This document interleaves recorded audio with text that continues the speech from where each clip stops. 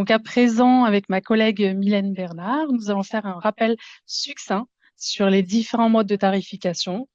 Et avant de commencer, on va se présenter. Donc, je m'appelle Soumia Belachmi. J'interviens auprès des différents établissements d'Isère et de Savoie. Et en ce qui concerne spécifiquement donc les EMS, les établissements médico-sociaux, nous intervenons sur les questions de réglementation, nous intervenons sur le contrôle en phase contradictoire, sur l'utilisation appropriée de l'enveloppe forfait de soins.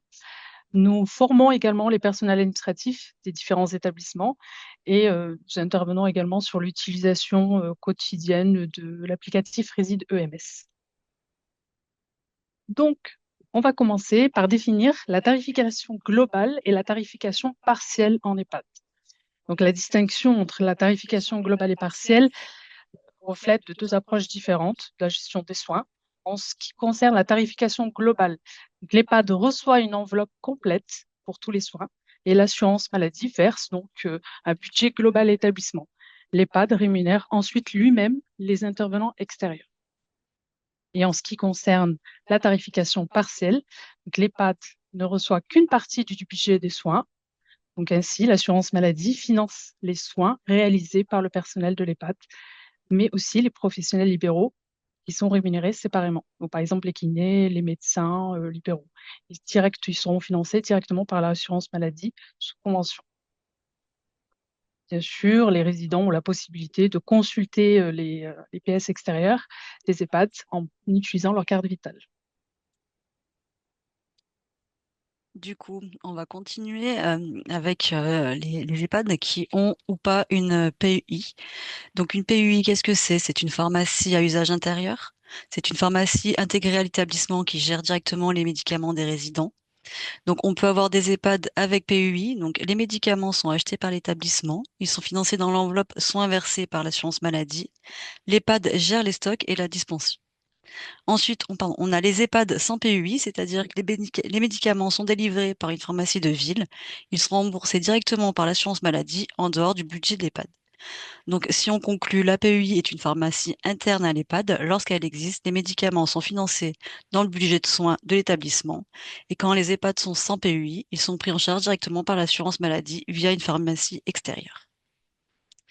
On va différencier les périmètres de tarification avec PUI. Donc, ce qu'il y a dans le PUI pour une tarification globale, donc on a le personnel soignant salarié, le médecin coordonnateur, des actes paramédicaux libéraux. Donc, on a les infirmiers, les kinés, les orthophonistes, les médicaments remboursables et les médicaments onéreux hors rétrocession. Ensuite, on a les EHPAD à tarification partielle avec PUI. Donc, eux, ils sont financés par l'assurance maladie via le forfait de soins, qui c'est plus complet. Donc, on a personnel soignant salarié, infirmier, aide-soignant, les ASH, les AMP, les actes infirmiers réalisés par le personnel salarié, le médecin coordonnateur, le petit matériel médical et la coordination des soins. Ceux qui sont exclus du forfait de soins sont pris en charge par la vie. Ensuite, facturer à l'assurance maladie de droit commun, exception aux médicaments, même si délivrés par la PUI, dispositifs médicaux individuels, les examens de biologie médicale, les actes d'infirmiers libéraux, les actes de kinésithérapie, orthophonie, pédicurie, podologie, les consultations et les actes de médecins libéraux, transport sanitaire et hospitalisation. Ensuite, on a le périmètre tarification sans PUI. Donc là, pris en charge par le forfait global, donc tout le personnel soignant salarié, les médecins coordonnateurs, les intervenants paramédicaux libéraux, les médicaments y compris donc les médicaments remboursables et les médicaments inscrits en plus de la liste, les dispositifs médicaux, les examens biologiques, les actes paramédicaux, la coordination et l'organisation des soins. Les médicaments, donc si on résume, sont prescrits par les médecins, délivrés par une pharmacie d'officine sous convention avec l'EHPAD et financés sur le forfait de soins. Exclus du forfait de soins, les médecins libéraux, les hospitalisations et les transports sanitaires. Donc ensuite, en ce qui concerne les EHPAD à tarification Attends, partielle, je suis un peu sans fluide. PUI, donc inclus dans le forfait de soins, donc ils sont pris en charge par l'assurance maladie via le forfait de soins.